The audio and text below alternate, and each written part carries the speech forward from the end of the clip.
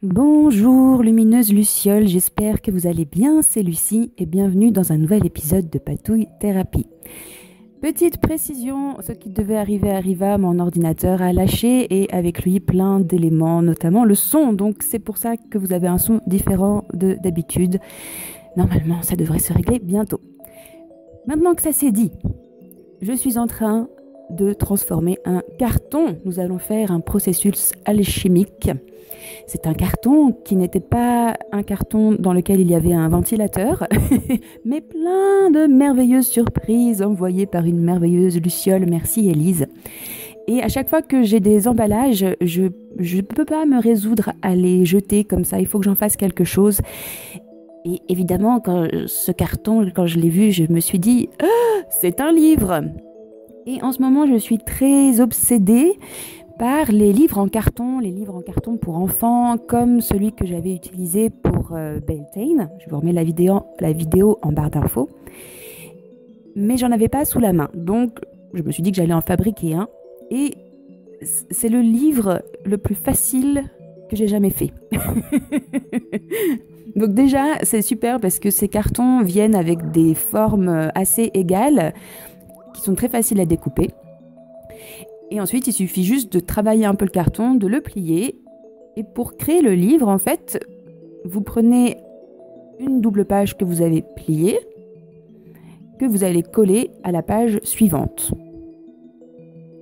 Et pour ça, j'ai utilisé du scotch double face.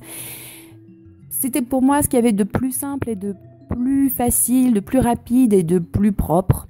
Mais si j'avais pas eu de scotch double face, j'aurais sans doute utilisé peut-être de la colle à bois. Quoique comme c'est du plastique, du carton un peu plastifié, je suis pas sûre que ça tienne. Mais sinon, peut-être de la colle chaude. Je trouvais qu'en tout cas, le scotch double face, c'était ce qu'il y avait de plus simple et de plus rapide. Et vraiment, le processus de fabrication et de décoration de la couverture et de l'arrière, ça m'a pris en tout une demi-heure. Donc vraiment, il n'y a rien de plus rapide, de plus simple. Et en plus, comme c'est des cartons et des pages en carton très très épais, même si on n'a pas beaucoup de pages, ça permet d'ajouter énormément de texture et puis des pages en plus avec des pliants, des rabats, des pochettes. Donc maintenant que mon livre est prêt quasiment, je vais juste commencer par mettre un ruban. Catherine, reconnais-tu ce ruban? Qui va me servir de fermeture pour vraiment garder ce livre fermé, et j'utilise du scotch double face pour attacher mon ruban. Voilà. Et ensuite, pour décorer l'avant et l'arrière, j'ai ces feuilles qui me servent en fait à étaler la peinture de mes pinceaux. Et j'adore ces feuilles, c'est mes préférées, parce qu'il y a toujours des choses très surprenantes qui émergent. Là, notamment, on voit légèrement la forme de ma main, parce que je m'étais amusée à créer des choses avec mes mains. Et il y a ce côté un peu gribouillage qui permet aussi de désacraliser le livre et donc de vraiment déployer sa créativité sans complexe. En tout cas, moi, c'est vraiment comme ça que...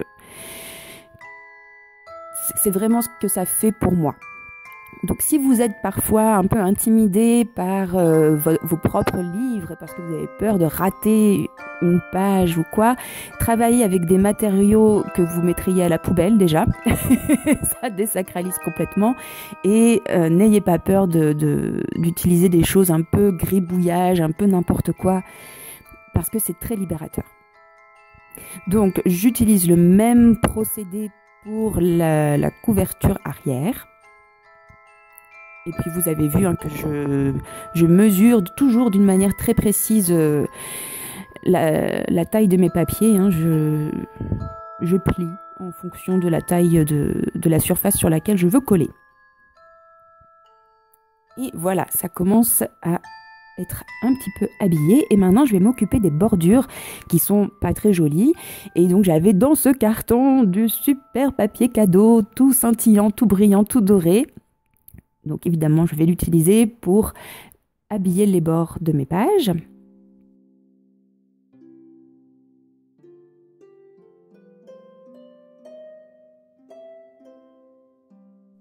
Et donc je sors encore mon arme secrète, le scotch double face. Et j'enroule tout simplement mon papier autour de la page.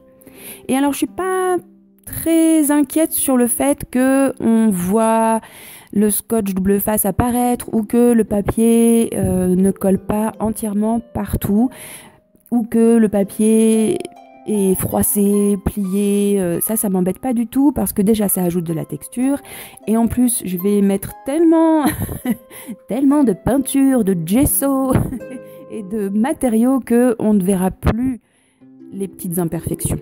Et au contraire, ça participera à créer des choses intéressantes sur les pages.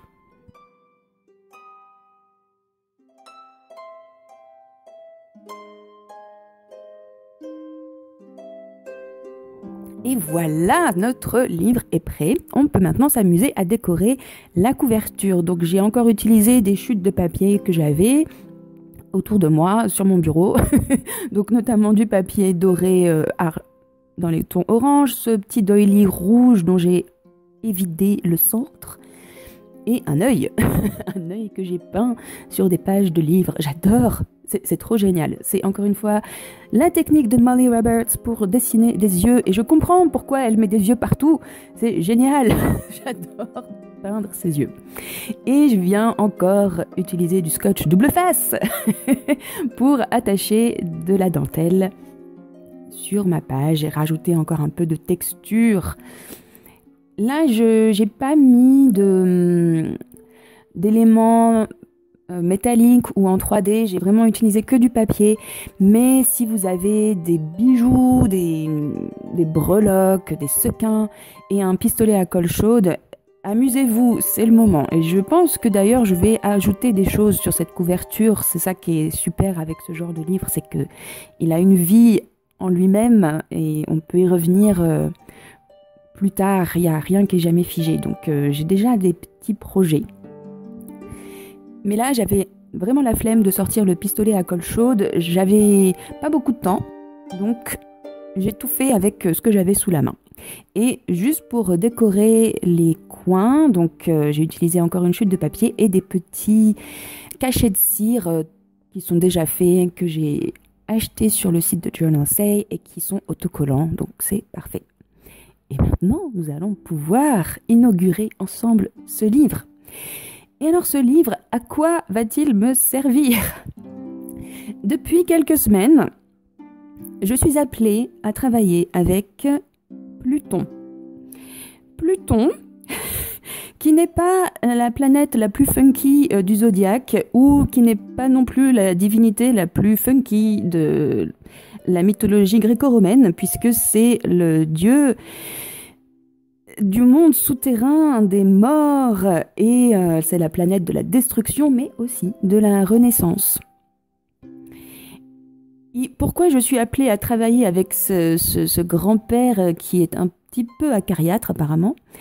Eh bien, parce que dans des tirages de tarot récemment, il y avait toujours cette carte du jugement qui revenait et je ne savais pas trop quoi en faire. Et à force de chercher, voilà, c'était Pluton qui revenait. Donc, ce que j'ai fait, c'est que j'ai fait pas mal de recherches, et notamment des recherches sur mon thème astral. Alors, c'était quelque chose que j'avais vaguement fait il y a plusieurs années, mais bon, je ne savais pas trop quoi en faire. Et donc là, je m'y suis intéressée de plus près. Et donc, j'ai Pluton dans mon thème astral en deuxième maison, donc la maison des ressources matérielles, financières, mais aussi des ressources cachées. Et c'est très intéressant. C'est très intéressant, surtout que c'est aussi Pluton, comme c'est une planète naine dans l'univers, elle met 248 ans à faire le tour du Soleil. Donc on dit aussi que c'est une planète générationnelle et donc souvent ce qui se passe dans notre thème astral, ça peut avoir, d'après ce que j'ai compris, j'ai peut-être complètement brodé autour de ça, mais en gros, il y a sans doute des problématiques transgénérationnelles qui se jouent au niveau de la maison dans laquelle se situe Pluton. Je ne sais pas si c'est très clair, mais bref, moi ça m'a parlé. Donc, pour décorer ma page, j'ai commencé par faire un fond avec du gesso, de la peinture noire, de la peinture violette, argentée, enfin quelque chose de très simple. Et j'ai collecté des images qui me faisaient penser à Pluton. Donc pour ça, je suis allée chercher dans ma super Bible très bizarrement imprimée avec 4 fois les mêmes pages. Et donc je vais venir faire un collage qui va me permettre de documenter mes recherches. Donc pour ajouter encore un peu de texture, je viens faire évidemment des gouttelettes noires.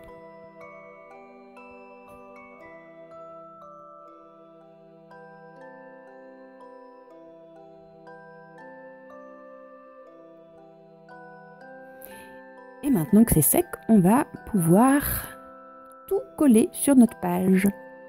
Donc ça, c'est une petite enveloppe à fenêtre. J'en avais plein, donc je m'étais amusée pendant une après-midi à décorer ces enveloppes. Et donc j'ai écrit voilà, mes recherches sur Pluton dans mon thème astral. Là, c'est une pochette CD que j'ai reçue de la part de Corrigan, que j'ai continué à décorer avec plein d'éléments, des anges, une figure que je trouvais assez plutonienne devant, et puis à l'intérieur.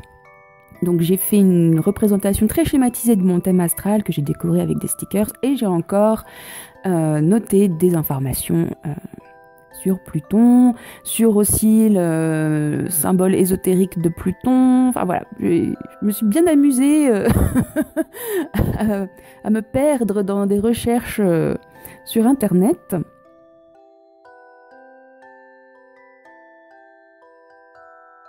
Et puis j'avais aussi des bouts de papier, voilà, j'ai pris tout ce qu'il y avait sur mon bureau pour décorer la page, encore ajouter de la texture avec ce petit napperon. Et puis des bouts de papier qui venaient des images que j'avais découpées. Et là, l'ange, là, c'est l'archange Saint-Pierre. Je n'en ai aucune idée. Mais voilà, c'était une illustration qui était dans le grand livre de la balance et donc qui pèse les âmes et qui juge en fait. Donc pour moi, c'était très, très plutonien. Et puis Pluton, en plus, à cette période de l'année, ça tombe assez bien hein, puisque c'est le monde d'en dessous, le monde souterrain, le monde des morts. Et on célèbre Samhain en ce moment, donc c'est parfaitement synchronisé. J'aime bien quand c'est synchronisé comme ça.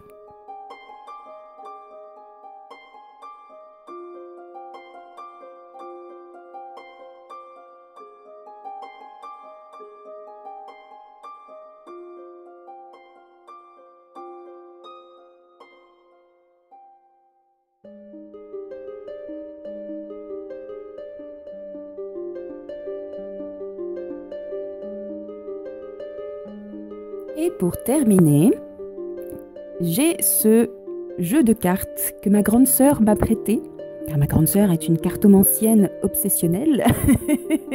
Et ce jeu de cartes sur les arcanes de l'astrologie me plaît beaucoup. Je l'ai pas mal utilisé ces derniers temps. Et donc c'est bien, c'est en lien avec mes questionnements et mes recherches. Et donc j'avais envie de dessiner les constellations du Scorpion, qui est la constellation et le signe qui est dirigé par Pluton, mon signe astro à moi, la Balance, et puis je me suis amusée à tenter de dessiner un cyprès qui est une forme de pin et qui est associé à Pluton. Et là, je crois que je suis en train de dessiner vaguement des feuilles de lierre. Mais en tout cas, c'était juste pour habiller la page et mettre un peu plus de moi sur la page avec le crayon. Et je viens après mettre les glyphes qui représentent la planète Pluton.